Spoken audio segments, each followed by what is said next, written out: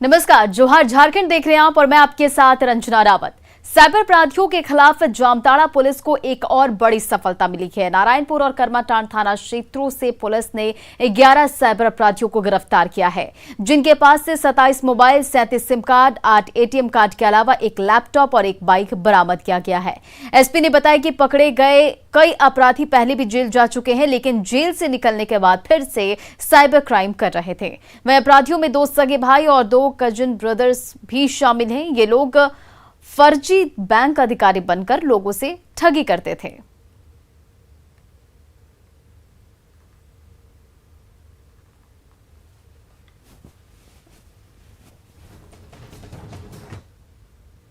गिरिडीह के राज्य धनवार प्रखंड के चट्टी गांव में कर्ज का ब्याज नहीं देने और चुकाने पर एक व्यक्ति के खंभे से बांधकर पिटाई की गई। वहीं उसे बचाने पहुंची पत्नी को भी साहूकार के गुर्गों ने नहीं छोड़ा।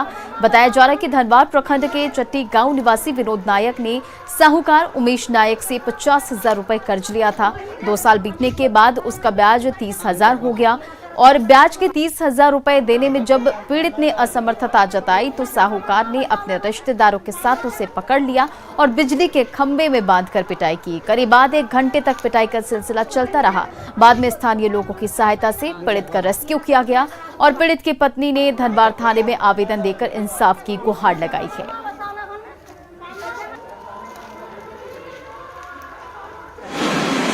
इस रास्ते में रोक के वही गाड़ी पकड़ के और उमेशा है और रामदेशा परमदेशा दोनों पकड़ लिए और जो बैग से उतार के वहीं मारपीट करने शुरू कर दी। बेगो वहीं छोड़ दिए तो वहाँ से मारते मारते घिसेते अपने खंभे के अपने घर के पास दरवाजे के पास सामने खंभे में पूरा बांध दिए। तो जब बोलते थे तो उस समय क्या किया, बरमदेव 2-4 लाख मेरे पेट में मारा बरमदेव। उसके बाद जब हमें इसे औरत सप्तानी वैसे पकड़ के इधर आई तो उसके बाद वो उमेशा है तो मेरा बाल पकड़ के कुछ तो अंदर तो ऐसे पकड़ के और ऐसे बिलोज फाड़ दिया और मेरा गला का सिकड़ी खींच लिया। इधर राज्य में कांके थाना क्षेत्र के सुकुरहुट गांव में देर रात 2 मंदिरों में चोरी की घटना को अंजाम दिया गया, जहां एक मंदिर से दान पेटी की चोरी कर ली गई और वहीं दूसरे मंदिर से दान पेटी का ताला तोड़कर पैसे चुरा लिए गए। इस इलाके में पिछले कई दिनों से चोरी की लगातार घटनाओं से लोग सकते में हैं। वहीं चोरी की जानकारी मिलने के बाद पुलिस मौके पर पहुंची, लेकिन अभी तक चोरों का सुराग नहीं मिल सका है। सुबह उठाया, जबरदस्ती उठे, बोला गया कि यहाँ मंदिर का ताला तोड़ा हुआ है। आके देखे मंदिर में तो दान पेटी नहीं था, बाकी और तो सामान दिखने को मिला। जितना सामान रहता है उतना सामान है, बाकी एक दान पेटी जो था वो नहीं है। जैसे ही इस बात की सूचना मिली गश्ती के क्रम में हम लोग अविलंब जो है सदल बल के साथ यहाँ पहुँच गए और अज्ञात चोर के प्रतीत होता है यह घटना और उसके अनुसंधान की जा रही है। संज्ञान में आते ही आवश्यक कार्रवाई की जाएगी। इधर गिरिडीह में हाथियों ने जमकर उत्पात मचाया। घर को तो हाथियों ने नुकसान पहुंचाए, साथ ही फसलों को भी बर्बाद कर दिया। गिरिडीह में बगोदड़ के हेसला पंचायत के कोड़ाडी गांव में रात के वक्त हाथियों ने जमकर उत्पात मचाया। हाथियों के झुंड ने एक घर के दरवाजे को तोड़कर घर में रखा सारा अनाज चट कर गए। इसके अलावा 5-6 लोगों के चारदीवारी को तोड़ने के साथ साथ खेतों में लगे मकई, अरहर और धान की फसलों को रौंद दिया है। झुंड में करीब 12 हाथी थे, जिन्हें वन विभाग की टीम ने गाँव से बाहर किया। गाँव के लोगों का कहना है कि आए दिन हाथियों का झुंड गाँव में घुसकर उत्पात मचाता है। कई बार गाँव के लोगों ने इसकी शिकायत वन विभाग को की, लेकिन फिर भी हाथियों का उत्पात कम होने का नाम नहीं ले रहा है। घटना के बाद ग्रामीणों ने वन विभाग से क्षतिपूर्ति की मांग की है। हाथी ने उत्पात मचाकर फसल और घर का नुकसान किया है कि तत्काल इसकी जांच करते हुए मुआवजा की भुगतान किया जाए। हाथियों की संख्या 1 दर्जन है। दिन के समय हाथी जंगल में डेरा जमाए रहते हैं और रात होते ही गाँव में घुसकर तबाही मचाना शुरू कर देते हैं। इधर सिमडेगा में जंगली हाथी का शव मिलने से सनसनी फैल गई है। बोलबा थाना क्षेत्र के कुदुम मुंडा टकबहाल की ये घटना है, जहां जंगली हाथी मरा हुआ पाया गया। इससे संबंधित सूचना वन विभाग को दे दी गई है, जिसके बाद वन विभाग की टीम मामले की जांच में जुट गई है। डीएफओ अरविंद कुमार गुप्ता ने आशंका जताई है कि बिजली के करंट से हाथी की मौत हो सकती है। हालांकि पूरी जांच और पोस्टमार्टम की रिपोर्ट आने के बाद ही मौत के वजहों का खुलासा हो सकेगा। धनबाद में कोयला और लोहे की लूट मची हुई है। यहां कोयला और लोहा चोरी ने जहां बीसीसीएल को अरबों रुपए का नुकसान पहुंच रहा है, वहीं राज्य सरकार को भी राजस्व की हानि हो रही है। बीसीसीएल के कुसुंडा इलाके में एना इंडस्ट्री वर्कशॉप के पास से करोड़ों के स्क्रैप और हाइड्रा गाड़ी से उठाकर ट्रक में लोड किया जा रहा है। यहां जिस पोकलेन के पार्ट को ट्रक में लोड किया जा रहा था, उसकी कीमत 10 लाख रुपए आंकी जा रही है। चोरी की जानकारी मिलते ही मौके पर पहुंची सीआईएसएफ की टीम, जो देखते ही लोहा चोर जिसे देखते फरार हो गए। वहीं जानकारी मिलने के पर पुलिस ने लोहे को जब्त कर लिया, जिसके बाद आगे की कार्रवाई जारी है। लाइट ऑफ करते हैं। वहाँ पे सीआईएसएफ लोग पकड़े हुए हैं, उस सूचना पर हमने आए। क्या पकड़े हुए? ये तो हाइड्रा है, आए तो देखे कि एक हाइड्रा है, एक ट्रक है, और हाइड्रा में क्या मशीन बोलता है हम नहीं जानते हैं। लोहा, कितना लोहा होगा सर? अब हमारे पास तो कांटा रानी नहीं है, अंदाज हमको क्या मालूम है, फिर भी आप भी लोग अंदाज लगा लीजिए। गिरिडीह में बालू का अवैध उत्खनन धड़ल्ले से जारी है। हर दिन उसरी नदी, बराकर नदी और इरगा नदी से सैकड़ों ट्रक और ट्रैक्टर बालू का उत्खनन किया जा रहा है, जिसमें बालू माफिया मालामाल हो रहे हैं। वहीं सरकार को राजस्व का नुकसान हो रहा है। नदियों से लगातार बालू के अवैध खनन से नदियों की धारा बाधित हो रही है। वहीं नदियों पर भी विपरीत असर पड़ रहा है। इधर प्राकृतिक संसाधन की लूट पर रोक लगाने में प्रशासन निकम्मा साबित हो रहा है। यहां से बालू को बिहार भी भेजा जा रहा है, जिसके लिए मनमाने दाम वसूले जा रहे हैं। पूरे कारोबार में सफेद पोश और पुलिस अधिकारियों की भी मिलीभगत की आशंका जताई जा रही है। पेट के लिए हम लोग डरेंगे थोड़ी, पेट मानता ही नहीं। तो पुलिस आएगा तो पकड़ लेगा ना? पकड़ लेगा तो पुलिस खिलाएगा वहाँ पे। अच्छा, तो कितना मतलब कमा लेते हैं बालू हम लोग कितना कमाते हैं? 250 रुपया कमाते हैं, अपना हाजिर हो जाता है। हम लोग वही दिन भर में 2-3 ट्रिप उठाते। आप लोग मजदूर हैं या तो खुद आप ही लोग का ट्रैक्टर है? नहीं, हम लोग मजदूर हैं। अच्छा, तो कितना मतलब वो हो जाता है पैसा वैसा रोजाना? डेली दिन भर में 200-250 रुपया कमाते हैं बस। अच्छा, डर लगता है, जैसे पुलिस आती है तो हम लोग भाग जाते हैं। अच्छा, कब इस तरह लास्ट हुआ था जब आप लोगों को भागना पड़ा था? गाड़ी छोड़ के भाग जाते हैं? हाँ, छोड़ के भाग जाते हैं।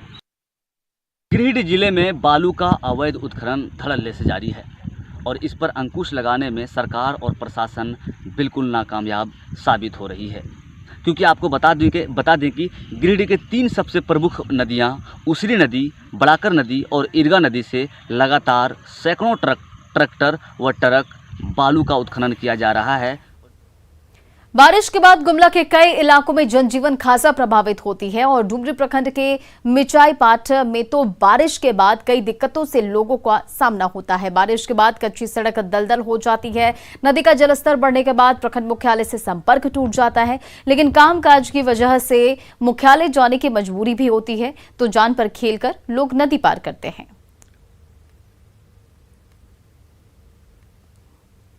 ही रोड नहीं नखे बनत, रोड भी नखे बनत, मोर परेशानी ही नदी लोग पका हमके जाए पड़त है, घटिया चढ़े पड़त है, नदी भर जात है रोज दिन। यहाँ मिर्चाई पाठ में रोड नहीं होने के कारण, नदी में पुलिया नहीं होने के कारण बहुत दिक्कत हो रहा है। लगातार बरसात के दिन में पानी आ रहा है, उससे नदी का जलस्तर बढ़ा हुआ है। और मुख्यमंत्री हेमंत सोरेन कल दुमका आएंगे और पुलिस लाइन मैदान में आयोजित कार्यक्रम में सीएम सोना सोबरन धोती साड़ी योजना का शुभारंभ करेंगे। इसके अलावा करोड़ों की विकास योजनाओं का शिलान्यास और उद्घाटन करेंगे। सीएम के कार्यक्रम को लेकर तैयारियां जोरों पर है। बारिश को ध्यान में रखकर कार्यक्रम की तैयारी की जा रही है। कार्यक्रम में कोरोना गाइडलाइन के तहत करीब 3000 लोगों के बैठने की व्यवस्था की जा रही है।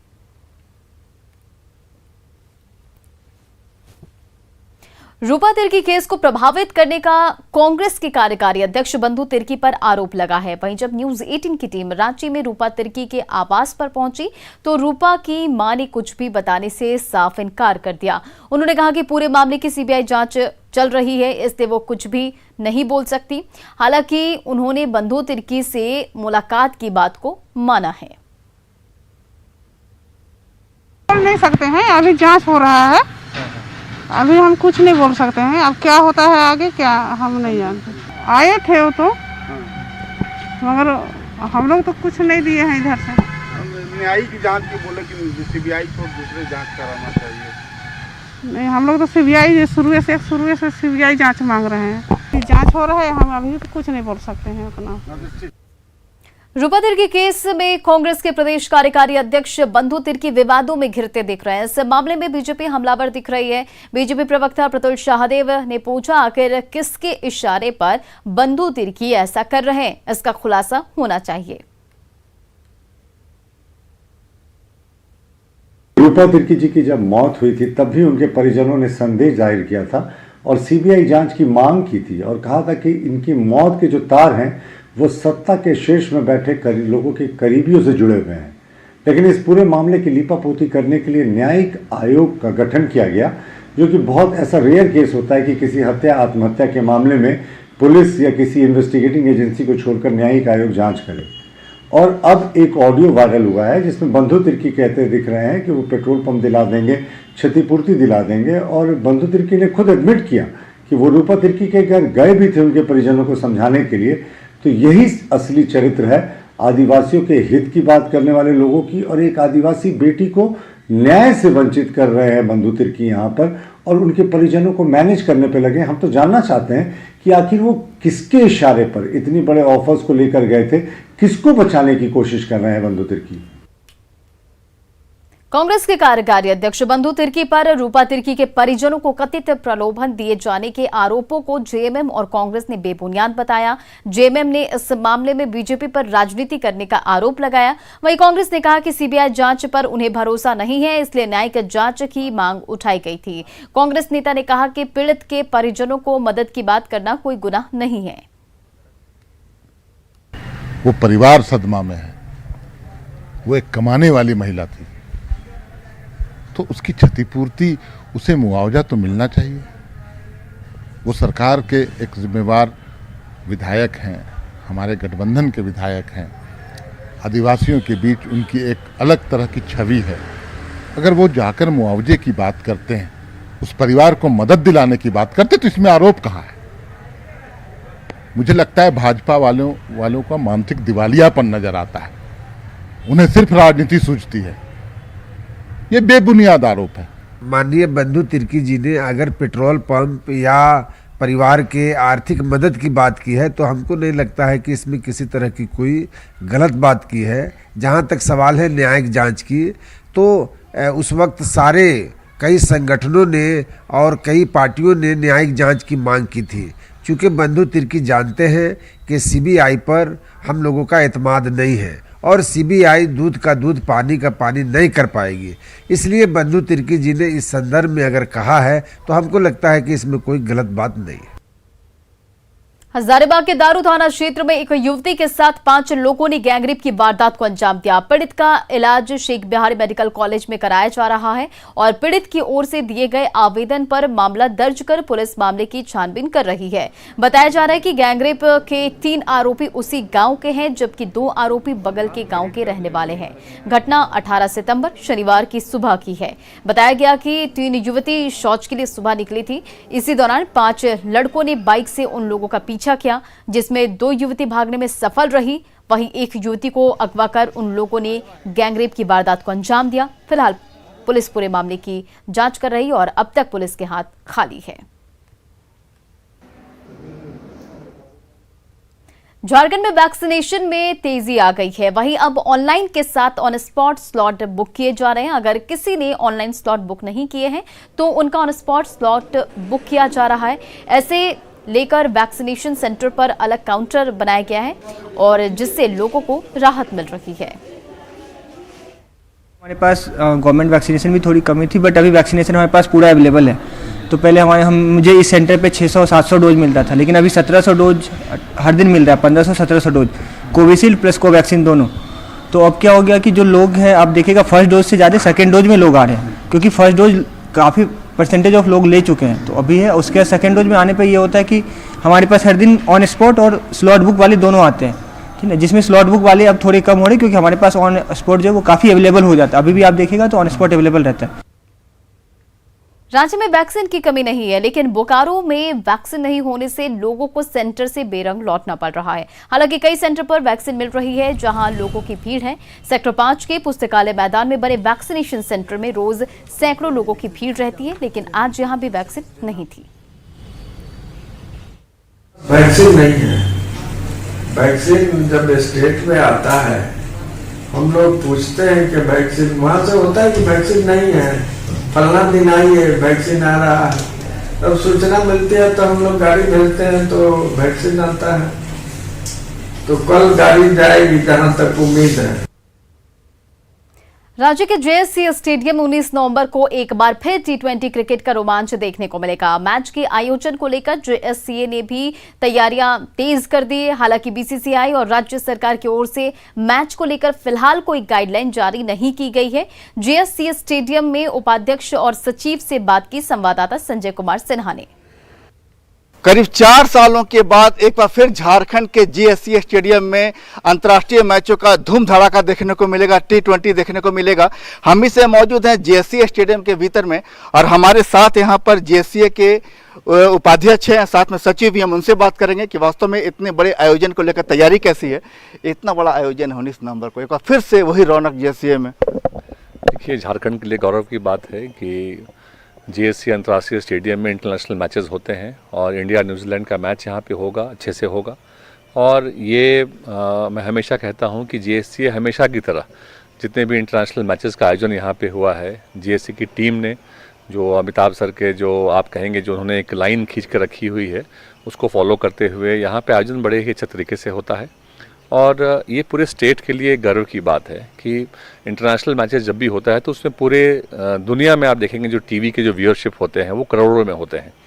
और जो झारखंड के जो लोग जो बाहर रहते हैं, जब उनको भी अपने शहर के में बना हुआ स्टेडियम और आसपास को दिखाया जाता है तो वो एक उनके लिए गौरव की बात होती है। बीसीसीआई की ओर से कोई गाइडलाइंस मैच के आयोजन को लेकर कुछ ऐसा भी फिलहाल?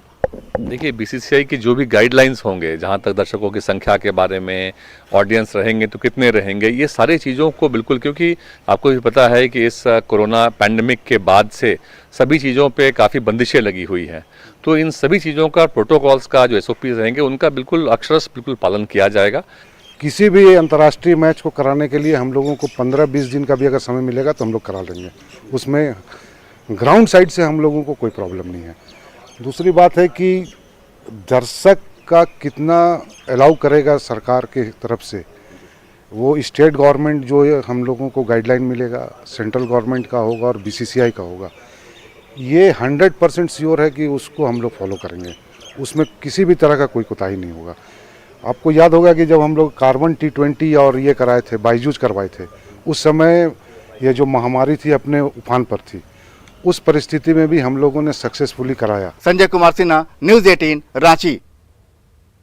और इधर गोड्डा में 5 साल बाद भी शहरी जल आपूर्ति योजना का काम अधूरा है। इस योजना के तहत शहर के लोगों को शुद्ध पानी मुहैया कराना था। 84 करोड़ की इस योजना को पूरा करने का जिम्मा रॉक ड्रिल और साई कंस्ट्रक्शन कंपनी को सौंपा गया था। साल 2018 में ही इसे पूरा करना था, लेकिन काम पूरा नहीं होने पर 3 साल का एक्सटेंशन दिया गया। लेकिन मार्च में इसकी समय सीमा बीतने के बाद भी काम अधूरा ही है। योजना के तहत शहर में 5 बड़ी पानी टंकी बनाई गई, लेकिन इसमें वाटर सप्लाई का जब भी ट्रायल किया जाता है तब पाइप में लीकेज मिलता है। वहीं पाइपलाइन बिछाने के लिए सड़क की भी सूरत बिगाड़ दी गई। नगर परिषद की कार्यशैली से जनप्रतिनिधियों में नाराजगी दिख रही है। हालांकि सिटी मैनेजर ने जल्द ही काम पूरा करने का भरोसा दिया है। 10 साल से दिक्कत है हम लोग को, तो पानी नहीं है। पानी के लिए अभी मैंने 6 महीना पानी मेरा बोरिंग में रहता है, 6 महीने बाद सूख जाता है। तो अभी जो पाइप वाला पानी आने वाला है आप लोग को नहीं आया है? नहीं मिला है। नहीं। तो इसको लेके तो सड़क वड़क भी चारों तरफ तोड़ा गया है, तो पानी आया नहीं? नहीं, अभी तक कहाँ सड़क पाइप बिछा दिया, अभी तक पानी का कोई अभी नहीं आ रहा है। इसमें कहाँ से गड़बड़ी है? जिसको 18 में योजना पूर्ण होकर सबके घर में पानी चले जाना चाहिए था, वो योजना 2021 तक भी पूर्ण नहीं हो पाया है। ये कहाँ गड़बड़ी है, किसकी गलती है, ये तो विभाग बता पाएंगे कि इस तरह का क्यों हो रहा है। हम लोगों को पानी चाहिए और त्राहिमाम है, क्योंकि हमारा कुछ जोन ऐसा है टाउन क्षेत्र में जो कि ड्राई जोन घोषित हो चुका है। पानी लाने का काम लगभग पूरा हो चुका है, ईएसटीपी तक पानी भी आ गया है। हमारा जो है घर घर का कनेक्शन है वो बाकी है, उसका काम चल रहा है। जल्दी उसका भी काम 3 महीने के अंदर उसको पूरा करना है, जल्दी पूरा कर लिया जाएगा। पिछले देखे होंगे कि ट्रायल के दौरान बहुत जगह पानी विस्फोट हो जा रहा है नगर में, यही कारण है कि हमारा अंतिम फेज में। धनबाद के झरिया में विवाहिता का शव पेड़ से लटका मिला। घर के आंगन में लगे पेड़ पर विवाहिता का शव मिलने के बाद इलाके में सनसनी फैल गई है। मृतका के पिता ने ससुराल वालों पर हत्या का आरोप लगाया है और आरोप है कि 2 साल पहले हुई शादी के बाद ससुराल वाले प्रताड़ित करते थे।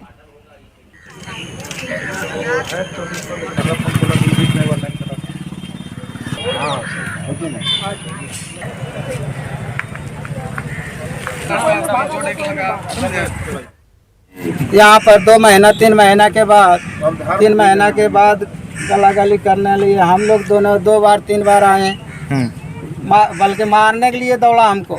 हम वो बर्दाश्त करके मेरा निरंजन माता। और बड़ी खबर आपको बता दें कि पूर्व सीएम जीतन राम मांझी ने एक बार फिर विवादित बयान दिया है। इस बार मांझी ने भगवान श्री राम के अस्तित्व को नकार दिया है। तो मांझी का विवादित बयान फिर से, इस बार मांझी ने भगवान श्री राम के अस्तित्व को नकार दिया है। बिहार में मध्य प्रदेश की तर्ज पर स्कूलों में रामायण पढ़ाए जाने की बीजेपी की मांग पर मांझी ने सवाल पूछा और जब सवाल पूछा गया तो जिस पर मांझी ने कहा कि वो रामायण की कहानी को सत्य नहीं मानते, राम कोई जीवित व्यक्ति और महापुरुष थे, इसे भी मांझी ने नकार दिया। कुल मिलाकर कहा जाए तो मांझी ने प्रभु श्री राम के अस्तित्व पर सवाल खड़े किए हैं। रामायण की कहानी को हम सत्य नहीं मानते। वो अगर राम को कहा जाए कि कोई महापुरुष थे और जीवित थे, इस चीज़ को मैं नहीं मानता हूँ। रामायण की कहानी को हम सत्य नहीं मानते। वो अगर राम को कहा जाए कि कोई महापुरुष थे और जीवित थे, इस चीज़ को मैं नहीं मानता हूँ। तो मांझी का विवादित बयान, जहां उन्होंने रामायण पढ़ाए जाने, मध्य प्रदेश की तर्ज पर बिहार में रामायण पढ़ाए जाने की बीजेपी की मांग पर मांझी ने सवाल, जब उनसे पूछा गया तो मांझी ने कहा कि वो रामायण की कहानी को सत्य नहीं मानते।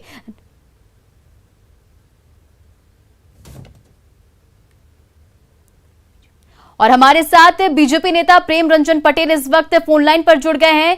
बहुत बहुत स्वागत है हमसे बात करने के लिए। इस बयान पर आप क्या कहना चाहेंगे? नमस्कार।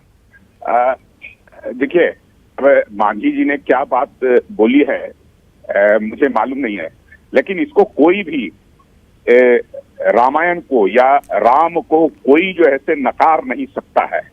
आपने देखा है कि किस प्रकार से जो राम सेतु बने थे उसको बार बार जो है से पिछली सरकार, जब यूपीए की केंद्र में सरकार थी, वो बार बार अस्तित्व की सवाल जो है से खड़ा करती थी, लेकिन उसके बाद नासा के द्वारा जो है से उसने भी उस सत्य को स्वीकार किया।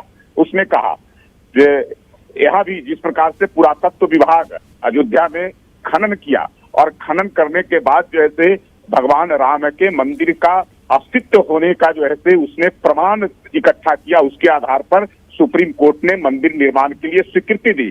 तो भगवान राम को तो कोई नकार नहीं सकता है और सदियों सदियों से चला रहा है। रामायण का जो है से घर घर में लोग जो है से पूजा करते हैं, पाठ करते हैं और उसकी सत्यता को कौन अस्वीकार कर सकता है। लेकिन उसके बावजूद जो है से इस प्रकार की कोई अगर बात बोल रहे हैं, निश्चित जो है से उनको पढ़ने की जानकारी लेने की आवश्यकता है और पूरे रामायण को पढ़ने की आवश्यकता है। अगर रामायण का पूरा पाठ वो कर लेंगे तो मुझे लगता है कि इस प्रकार की भाषा, ये इस प्रकार की बात नहीं बोलेंगे। प्रेम रंजन जी, जिस तरह से मांझी का विवादित बयान आया है, तो क्या करोड़ों लोगों की आस्था पर सवाल उठा रहे हैं मांझी? निश्चित तौर पे ये करोड़ों लोगों की आस्था का सवाल है। उसके साथ जो है खिलवाड़ करने का किसी को अधिकार नहीं है और मैं तो कहता हूं कि उसकी पूरी जानकारी प्राप्त करना चाहिए, रामायण को पढ़ना चाहिए। मैं कहता हूं कि रामायण को पढ़ लेगा, उसका मन, उसका चित्त सब जो है से प्रसन्न हो जाए और स्वयं अपने आप को भी जो है से जो इस प्रकार की भाषा बोल रहे हैं तो वो भाषा से बाहर निकल जाएगी। जी प्रेम रंजन जी, तो ये कहना तो ये कहना गलत नहीं होगा कि मर्यादा पुरुषोत्तम राम की ऐतिहासिकता पर सवाल उठा रहे मान जी? मैं तो कह रहा हूँ कि मर्यादा पुरुषोत्तम राम के ऊपर जो है से कोई सवाल नहीं उठ सका है। मैंने कहा कि नासा ने भी जो है से उसकी सत्यता को स्वीकार किया है। पुरातत्व विभाग ने जो है से अयोध्या में भगवान राम के मंदिर होने का जो है से स्वीकार किया है। उसने सारे जो है से खनन के बाद जो है से वहाँ बात को स्वीकार किया कि सारे जो है से वहाँ प्रमाण मिले हैं। तो इसको कौन नकार सकता है? और जो लोग नकार रहे हैं या जो उस पर सवाल खड़े कर रहे हैं। जी प्रेम रंजन जी, हमारे साथ जुड़ने के लिए बहुत बहुत शुक्रिया। और दानिश रिजवान हमारे साथ, हम के प्रवक्ता जुड़ गए हैं। दानिश जी, भगवान राम का अस्तित्व नहीं मानते मान जी, ये विवादित बयान आपने सुना, क्या कहना चाहेंगे?